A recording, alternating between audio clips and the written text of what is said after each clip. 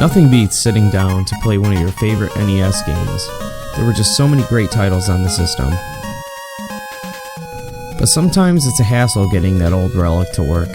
The blinking light and the blinking screen can be frustrating. Well, on a previous episode, I explained that the issue may be caused by the games themselves, and then I went on to some detail how to clean them. But if you've already tried that, and you're certain that your console is the problem, then I've got another fix to help you keep on playing your favorite NES games the way that they were meant to be played, on original hardware.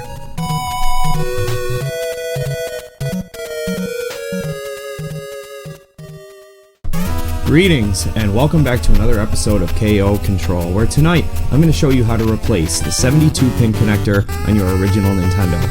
Now, this is an extremely easy fix, and you're only going to need to have three things on hand.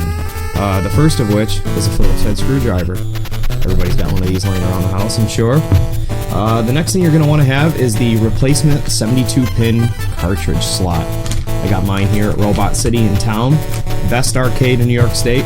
Definitely recommend that you check them out. And last but not least, obviously you're going to want to have the original Nintendo in question here. This is the one I'm going to be fixing. So, without wasting any more time, let's get right into it. First thing to do is just to go ahead and flip the system over and remove those 6 screws.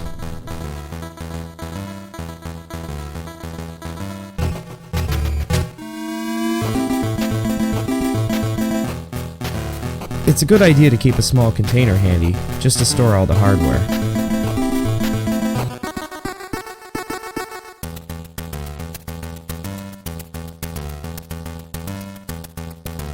The next step is to remove the shield. There are 7 screws that hold that in place.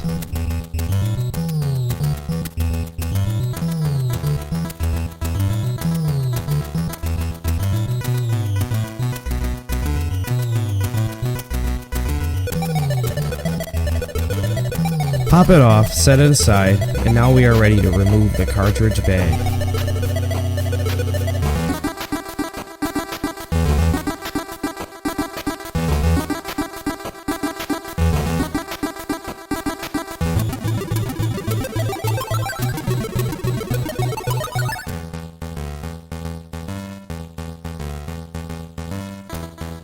Make note that there are 2 screws that are longer than the others. Just remember where they went.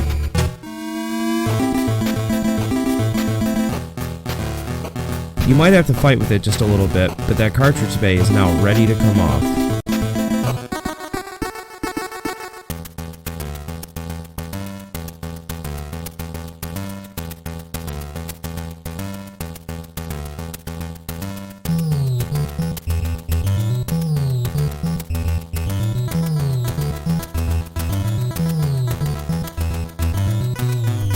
Now there are just 2 more screws holding the circuit board in place.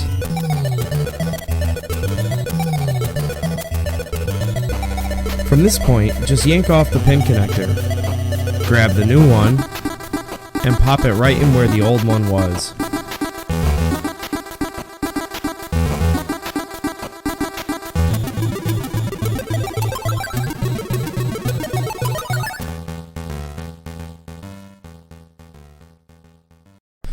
Now once the new cartridge slot has been installed, all you're going to want to do is follow these steps in reverse. Just make sure that all the screws are back in the right place. I think most of them are all the exact same size except for 2. Just make sure those end up where they need to be.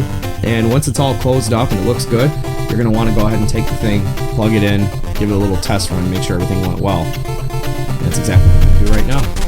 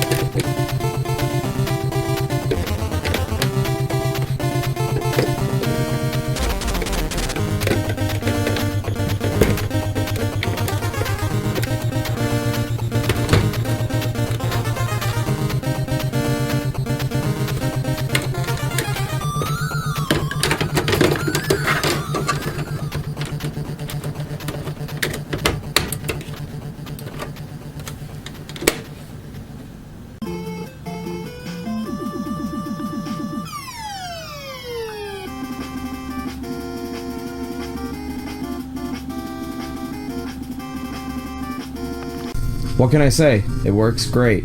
If you enjoyed the video, please hit that like button. And if you like what we do here on KO Retro, please subscribe. You'll be up to date on all our new videos, including KO Control, KO Versus, and whatever else we decide to put out. Now, if you'll excuse me, I have a little bit of work to do here.